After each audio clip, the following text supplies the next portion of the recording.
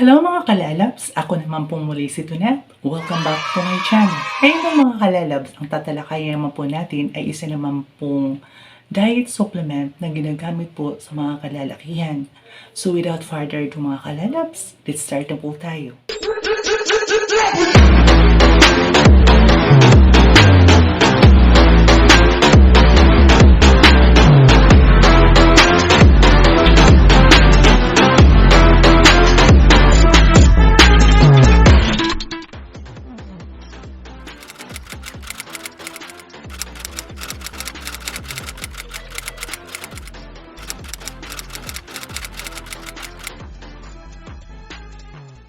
Ang tatalakayin ko po ngayon mga kalalabs ay tungkol po sa isang dietary supplement na kinakailangan inumin ng mga lalaki kung nagkakaroon sila ng erectile dysfunction. Walang iba kundi ang Robust. May mga katanungan po tayo. Ano po ba ang Robust? Ano ang mga sangkap ng Robust o ano ang mga nilalaman ng Robust? Ano ang mga benefits ng mga sangkap ng Robust? Paano ito'y inumin? Ano-ano ang mga hindi dapat gawin pag umiinom ka ng Robust? Dahil ang mga ED na gamot ay nakakaapekto sa mga daluyan ng dugo sa ibang bahagi ng katawan, hindi lamang sa ari, maaari silang maging mapanganib kapag isinama sa iba pang mga gamot o mayroon kang ilang particular na kondisyong medikal. Dapat kang mag-isip ng 2 beses tungkol sa pag-inom ng ED na gamot kung umiinom ka ng ilang mga gamot. Ang mga panganib na pagbababa ng presyo ng dugo ay maaaring mangyari sa mga lalaking kumukuha ng nitroglycerin para sa pananakit ng dibdib o tamsulosin hydrochloride para sa isang pinalaki na prostate.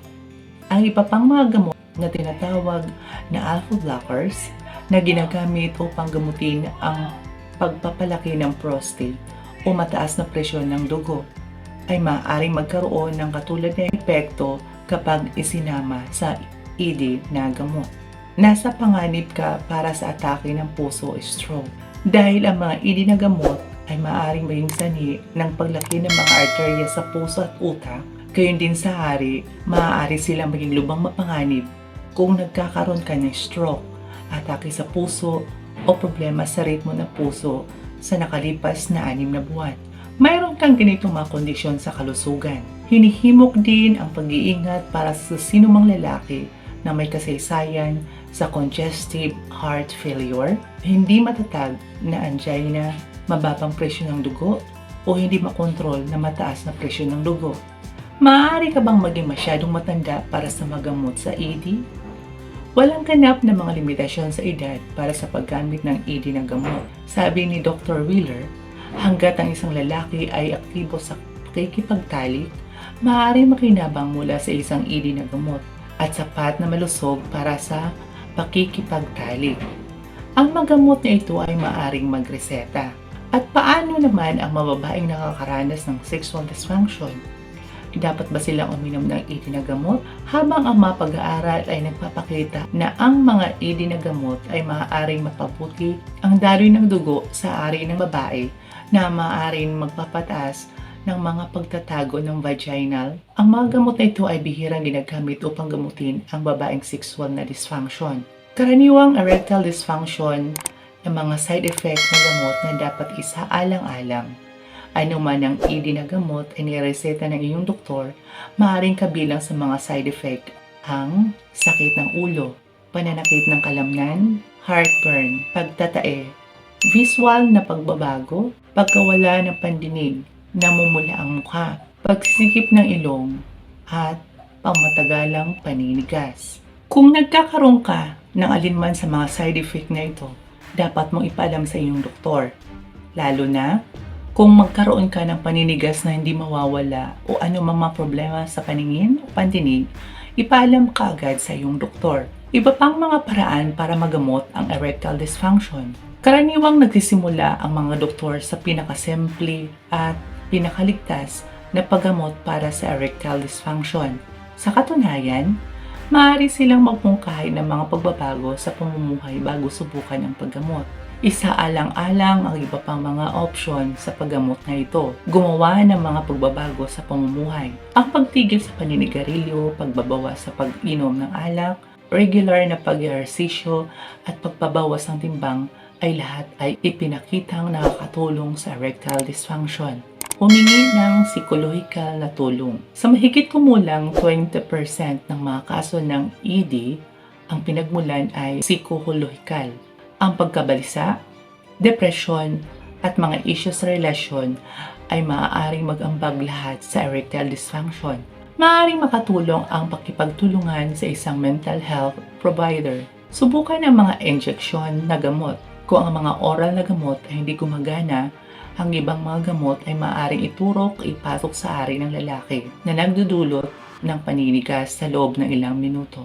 Bagamat napatunayang napakabisa ang mga ito, maaari ay may ilang particular na kakulangan sa ginhawa ng mga ito. Gumamit ng vacuum pump. Ang isang bomba ay maaaring ilagay sa babo ng ari ng lalaki at ginagamitan upang maglabas ng dugo sa ari upang magdulot ng paninigas. Ang isang pagbabanat ng singsing sa base ng ari ng lalaki ay maaaring gamitin upang mapanatili ang paninigas ng hanggang 30 minutes. Isaalang-alang ang operasyon. Kasama sa mga surgical procedure ang ginagamitan sa paggagamot sa erectile dysfunction, ang mga implant at muling pagpapatayo ng mga daluyan ng dugo sa ari ng lalaki. Ang operasyon ay karaniwang ang huling paraan, ngunit maaari itong maging isang epektibong solusyon para sa ilan. Palaging talakayin ang paggamot sa erectile dysfunction sa inyong doktor bago subukan ang anumang ED na gamot o iba pang paggamot ng mag-isa. Pangalan ng brand. Ito ay matatag, kategorya, dietary food supplement, form ng dosis, tablet. Paglalarawan ng produkto. Ang Robust ay isang dietary supplement para sa mga kalalakihan. Ito ay naglalaman ng epimedium extract, L-arginine, Songaria cinnamomum, gamma-aminobutyric acid o tinatawag na GABA, Kidium Monnier, mga tea extract, katas ng ugat ng dancing, Duhorian angelica root extract, Ginkgo biloba extract, at ginseng extract. Mga benefits ng sangkap ng Robust. Epimedium extract. Ayon sa pananaliksik at medikal na pag-aaral, ang epimedium extract ay naglalaman ng mga flavonoid na tumutulong sa paggamot ng sexual dysfunction. Pinapataas nito ang intimate drive habang pinapalakas ang immune function ng katawan. L-arginine. Iminumungkahi ng pananaliksik ng ang L-arginine ay tumutulong sa kalusugan ng cardiovascular at daloy ng dugo habang pinapabuti ang mga function ng atay, paglaki ng kalamnan at pagnanais na sexual. Songaria cinnamomum. Ginagamit para sa kawalan ng lakas sa mga lalaki at kawalan ng libido. Iminumungkahi ng pananaliksik at medikal na pag-aaral na pinapaginhawa din ito ang pananakit at paghina ng mga balakang at tuhod at ginagamot ang mga problema sa sex. GABA. Isang natural na anti-anxiety agent na nakakatulong sa pagpahinga at tumutulong na mapabuti ang konsentrasyon. Ayon sa mga clinical na pag-aaral, pinapatas din itong antas ng dopamine na nagpapatas ng sensyon para sa sexual drive. Syzygium monnieri. Ayon sa pananaliksik, ang makasaysayang mga katotohanan, ang Syzygium monnieri ay nagdaragdag at nagpapabuti sa sexual na pagganap at pagnanasa sa sex, lalo na para sa mga lalaki na nasa panganib ng erectile dysfunction. Nakakatulong din itong mapabuti ang fertility at energy. Dancing root extract. Iminumungkahi ng pananaliksik at ilang mga pag-aaral ang pagsasabi na ang dancing root extract ay isang halamang gamot na nakakatulong na mapanatiling malusog ang cardiovascular system at nagpapataguyod ng malusog na daloy ng dugo lalo na sa reproductive system. Duhorian angelica root extract. Tumutulong ng papabuti at pasiglahin ang sexual drive. Ayon sa pananaliksik, ang Dohorian Angelica Root Extract ay nakakatulong din sa pagpataas ng threshold ng vibration at mga pandama na natatanggap ng ari upang maiwasan ang napaaga ng bulalas. Ginkgo biloba extract. Ayon sa siyentipikong pag-aaral, ang ginkgo biloba ay nakakatulong sa pagpapabuti ng daloy ng dugo sa utak at isang magandang antioxidant na sumusuporta sa kalusugang sexual, lalo na sa mga lalaki. Ginseng extract. Ayon sa pananaliksik at katotohanan, ang ginseng ay isang damong ginagamit sa China bilang tradisyonal na gamot. Nakakatulong ito na paputi ang tibay at sexual drive. Pinipigilan din ito ang napaaga na bulalas at nagpapataas ng pagpukaw. Ano ang nilarekomendang dosis ng suplementong ito? Uminom ng isang tableta, 1 hanggang 2 oras bago magsagawa ng intimate activity o uminom ng robust gaya ng inireseta ng inyong doktor. Kailan mo dapat hindi inumin ang suplementong ito? Hindi inilaan para sa mga buntis at nagpapasusong babae. Maaari mo bang inumin ang suplementong ito kasama ang inyong maintenance na gamot?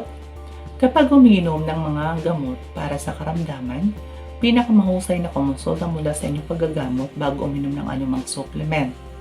Anong iba pang mga gamot o pagkain ang dapat iwasan habang umiinom ng suplementong ito? Ang alcohol ay hindi dapat ihalo kapag uminom ng mga suplemento para sa pinakamataas na potency. Pinakamainam na kumonsulta sa inyong doktor para sa pakikipag-ugnayan ng gamot at suplemento batay sa inyong pamumuhay. Karagdagang pag-iingat, kung ikaw ay nasa ilalim sa operasyon, ang pag-inom ng anumang suplemento ay dapat naihinto pansamantala 2 linggo bago ang aktwal na operasyon. Pinakamabuting kumonsulta sa inyong doktor kung kailan ang pinakamahusay na oras upang ipagpatuloy ang pag-inom ng iyong suplemento. Paano dapat panatilihin ang suplementong ito? Itago sa temperaturang hindi higit sa 30 degrees Celsius. So mga kalalabs, yun po ang isa pang gamot o isa pang diet supplement na pwedeng inumin ng mga kalalakihan, lalo-lalo na pag sila ay nakakaranas ng erectile dysfunction, ang Robust.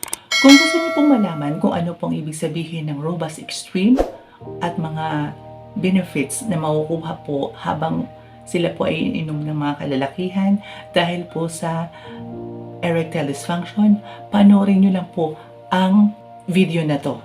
So mga kalashabs, hanggang dito na lang po ang aking video. Sana po may natutunan po kayo tungkol po sa Robust.